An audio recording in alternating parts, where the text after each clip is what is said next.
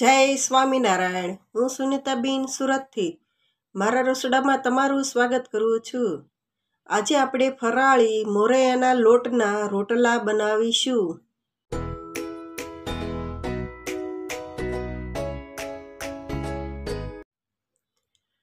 મોરૈયાનો ઝીણો દળેલો લોટ, 1 વાટકી લોટની સામે આપણે 1 નંગ બાફેલું બટાકું લેવાનું છે। લોટ બાંધવા પાણી અને સ્વાદ અનુસાર મીઠું। ગેસ શરૂ કરીને આપણે માટીની તાવડી ગરમ કરવા મૂકી દઈશું। એક બાઉલમાં બટાકાને આપણે આવી રીતે છૂંદી લઈશું।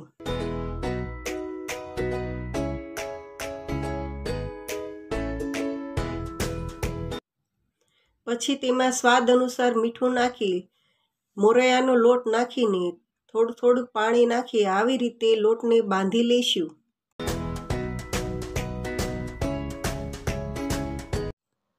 બટાકા અને મોરૈયાનો લોટ મિક્સ થઈ જાય ત્યાં સુધી આપણે તેને 1 મિનિટ સુધી આપણે આ લોટને સરસ મસળી લઈશું।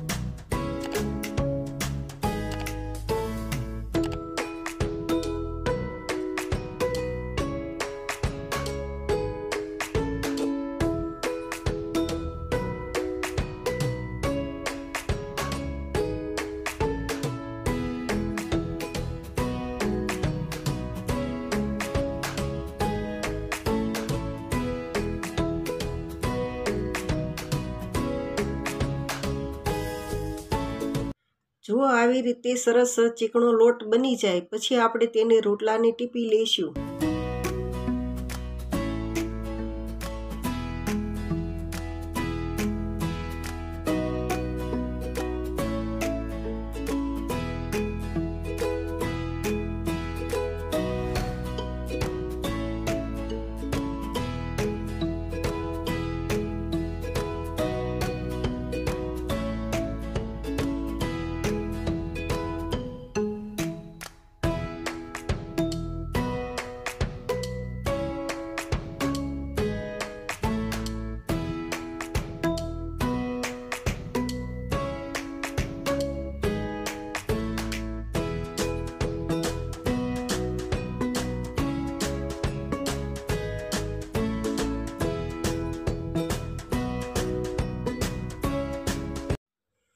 શરૂઆતમાં રોટલાને આપણે હથેળીના મદદથી ટીપવો, પછી તેને આંગળી વડે ટીપી લેવો।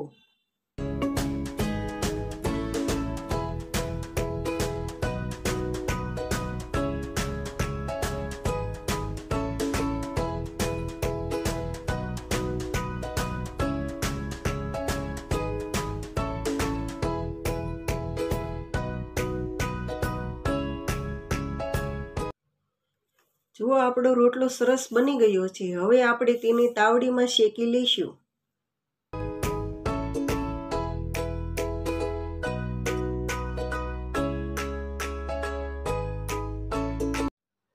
હવે રોટલાને એક સાઈડ જેવી તેવી ભાત પડે પછી આપણે તેને બીજી સાઈડ પલટાવી લઈશું।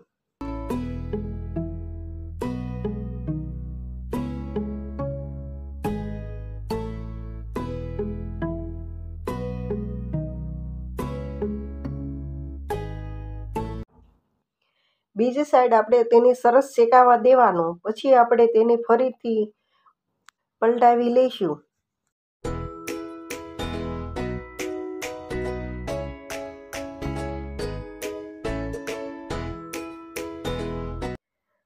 હવે તાવેથાના મદદથી આવી રીતે થોડોક રોટલાને દબાવી એટલે રોટલો સરસ ફૂલી જશે। જુઓ રોટલો સરસ ફૂલી ગયો છે અને શેકાઈ પણ ગયો છે। હવે આપણે તેના ઉપર ઘી લગાવી દઈશું।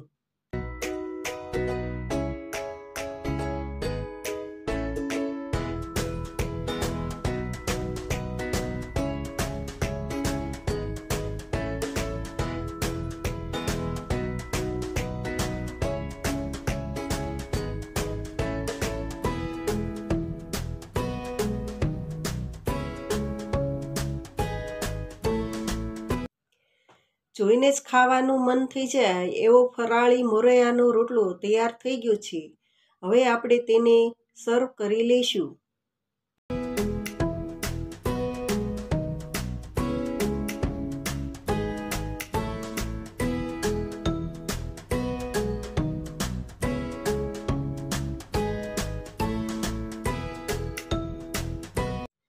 જો તમને મારો વિડીયો ગમ્યો હોય તો લાઈક અને શેર કરી સબસ્ક્રાઈબ કરી દેજો.